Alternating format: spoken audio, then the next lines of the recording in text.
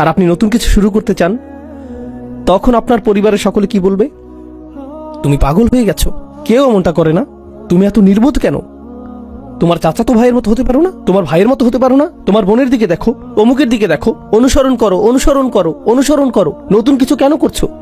নতুন কিছু করলে ব্যর্থ হবে। অদ্ভুত। আপনি যদি এমন কিছু করেন যা অন্য কেউ করছে না, তাহলে আপনি নির্বোধ। আপনাকে তখন ইমামের কাছে নিয়ে যেতে হবে, যাতে তিনি রুকিয়া করে সুস্থ করতে পারেন।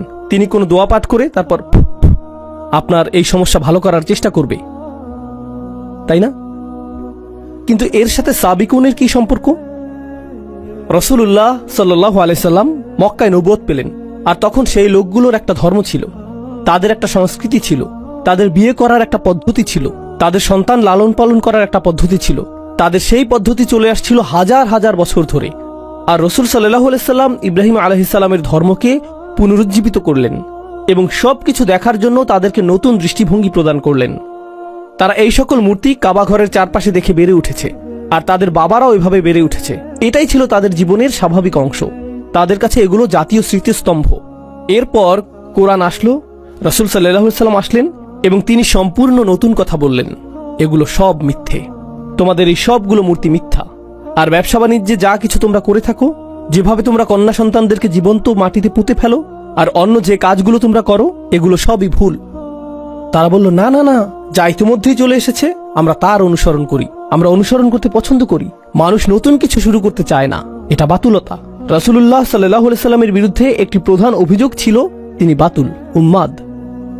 আমি উম্মাদ শব্দটির ক্লিনিক্যাল সংজ্ঞা খোঁজার চেষ্টা করেছিলাম, যদিও বিভিন্ন রকমের অসংখ্য সংজ্ঞা রয়েছে, কিন্তু এমনকি উন্মাদনার চেয়েও নিচের সংজ্ঞাটি কি? অস্বাভাবিক আচরণের সংজ্ঞা কি? অস্বাভাবিক আচরণ হলো, ধরুন একটা মহাসড়ক রয়েছে আর সকলের গাড়িগুলো এই দিকে যাচ্ছে, কিন্তু আপনার গাড়িটি বিপরীত দিকে যাচ্ছে, তাহলে আপনি হলেন উন্মাদ। আপনি অস্বাভাবিক আচরণের অধিকারী। তো এই সংজ্ঞা অনুযায়ী সকলেই শিরক অনুসরণ করছে, সকলেই নির্দিষ্ট রীতি অনুযায়ী তাদের পরিবারে বসবাস করছে, সকলেই এটা করছে। একমাত্র যিনি এর বিপরীত দাঁড়িয়েছিলেন, তিনি হলেন রাসূলুল্লাহ সাল্লাল্লাহু আলাইহি সাল্লাম। তো স্পষ্টতই তারা এটা দেখে বলল যে এটা যদি স্বাভাবিক হতো, অন্য মানুষেরাও এটা করত, তাই এটা উন্মাদনা। তো আল্লাহ তাকে তার সমাজের প্রথম ব্যক্তি হিসেবে বাছাই করলেন এরকম কিছু কথা বলার জন্য, এই বাণী প্রচার করার জন্য, এই বাণী প্রচার করার জন্য। এক হিসেবে তিনি ছিলেন সাবিক। তিনিই ছিলেন প্রথম। সমাজকে চ্যালেঞ্জ করার ক্ষেত্রে তিনিই ছিলেন প্রথম। হেই, চলে এসো, চলে আসো ইয়াংম্যান, আসো আসো, সমস্যা নেই। কোথায় যেতে চাচ্ছ? এখানে? কুল, হাই ফাইভ। ওইখানে কার দিকে হাত নাড়ছিলে? কোনো বন্ধুর উদ্দেশ্যে? ও, ক্যামেরার দিকে? ভিডিওতে তোমাকে দেখা যাবে, সেজন্য এখানে এসেছো? এখন আমি তোমার উদ্দেশ্যে হাত নাড়ছি। এখন খুশি তো? ওকে।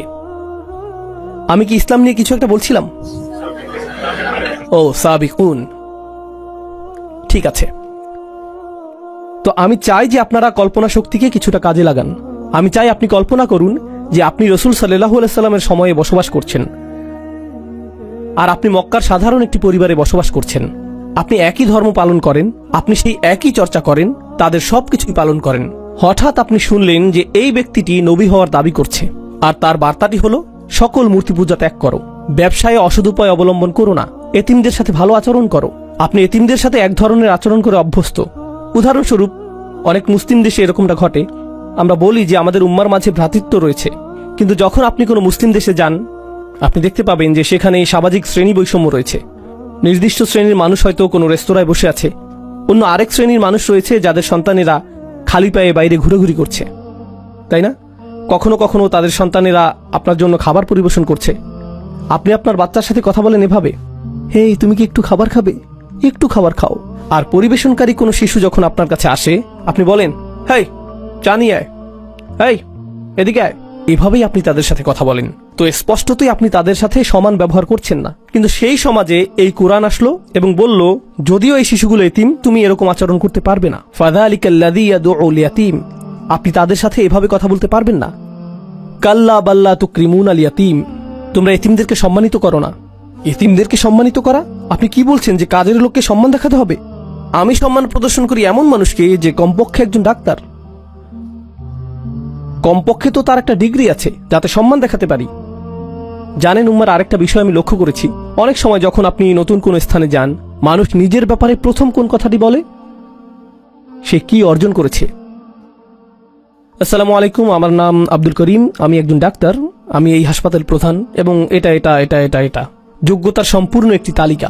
আমি আপনাকে চিনি না, কিন্তু আপনি আমার কাছে আসলেন আর বললেন আসসালামু আলাইকুম রহমতুল্লাহ, আমার নাম এটা এটা, আমি এই মসজিদটি প্রতিষ্ঠা করেছি।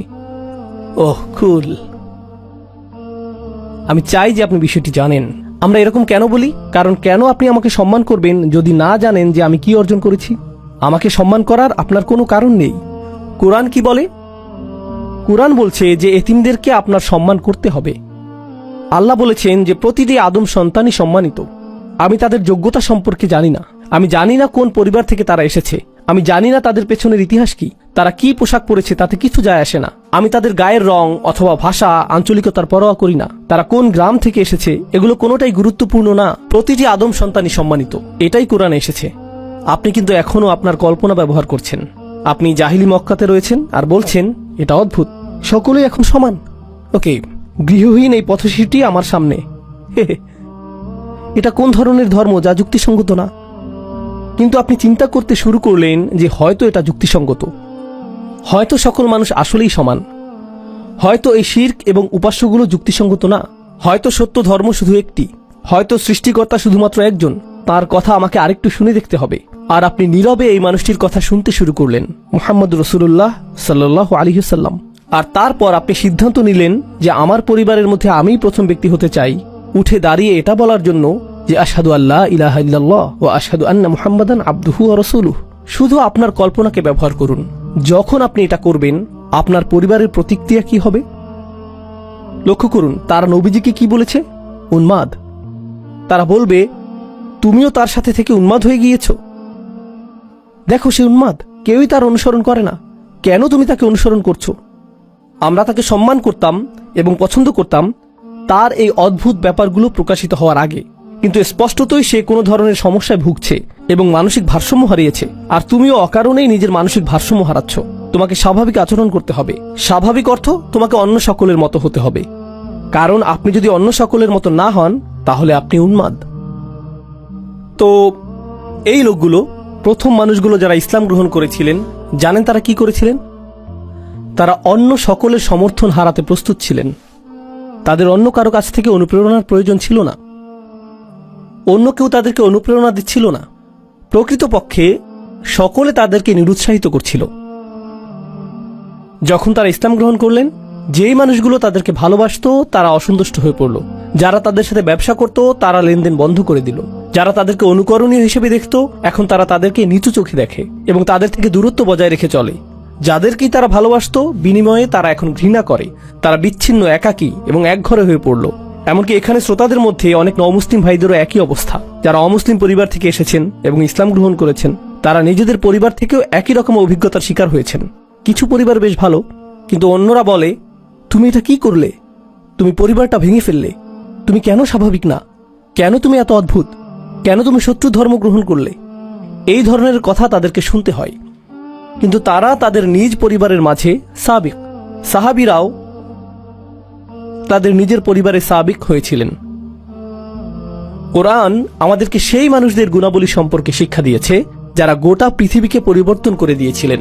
কারণ আমরা গর্ব সহকারে বলতে পারি যে এই কোরআন 23 বছর ধরে নাজিল হয়েছে এবং এটা গোটা পৃথিবীকে পরিবর্তিত করে দিয়েছে। পৃথিবীকে পরিবর্তন করতে চাইলে পৃথিবীর অনুসরণ করলে চলবে না, আপনাকে নতুন কিছু করতে হবে, না হলে এটা সম্ভব না। অন্য সকলে যা করছে তা আপনাকে চ্যালেঞ্জ করতে হবে। কোনো পরোয়া করবেন না, আপনাকে এটা করতেই হবে। আপনাকে উঠে দাঁড়াতে হবে এবং এটা করতে হবে। আপনি কোনো প্রথার অনুসরণ করবেন না, বরং আপনাকে প্রথা ভঙ্গ করতে হবে। আপনি নিজের মূলনীতি অনুসরণ করে চলবেন। আপনি সাবিক হয়ে উঠবেন। আর সাবিকদের সাথে কি ঘটে? সেই মানুষগুলো যখন শুরু করে, সকলে তাদেরকে কি বলে? উন্মাদ। সকলে তাদেরকে প্রত্যাখ্যান করে। সকলে তাদের সন্তানদেরকে এদের ব্যাপারে সতর্ক করে, এই মানুষগুলোর অনুসরণ করো না। তারা এমন কিছু করে যা অন্য কেউ করে না। এরা অদ্ভুত, এরা আজব।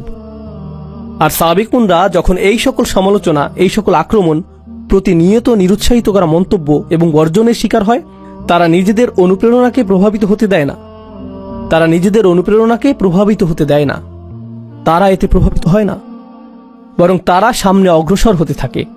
আর আল্লাহ এ ধরনের মানুষদের ক্ষেত্রে কি করেন? তিনি তাদেরকে পরীক্ষা করতে চান যে তারা কি আসলেই সাবিক হতে চায় নাকি অনুসারী হতে চায়। আর এক পর্যায়ে তারা সফল হন। অবশেষে আল্লাহ তাদেরকে বিজয় প্রদান করেন। আর যখন আল্লাহ তাদেরকে বিজয় দান করেন, জানেন কি ঘটে? অন্য মানুষরা তখন তাদেরকে অনুসরণ করে। এটাই আল্লাহর নির্ধারিত নিয়ম।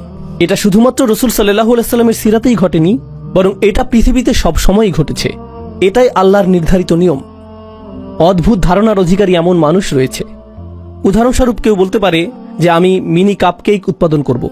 এটা শুনতে অদ্ভুত মনে হয়, কেউ তো এটা কিনবে না। আর তারপর তারা নিজেদের গ্যারেজে এই স্টুপিড কোম্পানি শুরু করে। আর তারপর এটা সর্ববৃহৎ কাপকেক কোম্পানিতে পরিণত হয়। এটা বিশাল আকার ধারণ করে। এরপর সকলে তাদেরকে অনুসরণ করতে চায় এবং তাদের ধারণার পুনরাবৃত্তি করতে চায়। কেন? কারণ তারা নতুন কিছু শুরু করেছে।